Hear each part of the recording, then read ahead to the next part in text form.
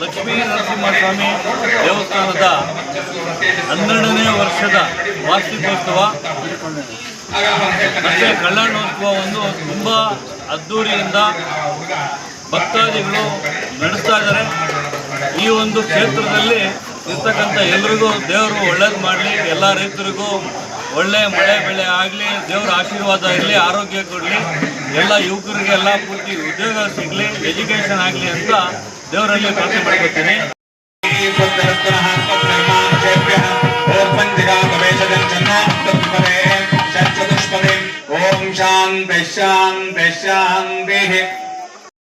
ವ್ಯಾಪ್ತಿಯ ನರಸಿಂಹಸ್ವಾಮಿ ಮಹೋತ್ಸವದ ಅಂಗವಾಗಿ ಇವತ್ತು ಇಲ್ಲಿ ಒಂದು ಕಲ್ಯಾಣೋತ್ಸವವನ್ನು ಎಲ್ಲ ಮುಖಂಡರ ಒಂದು ಸಮ್ಮುಖದಲ್ಲಿ ನೆರವೇರಿಸ್ತಾ ಇದ್ದಾರೆ.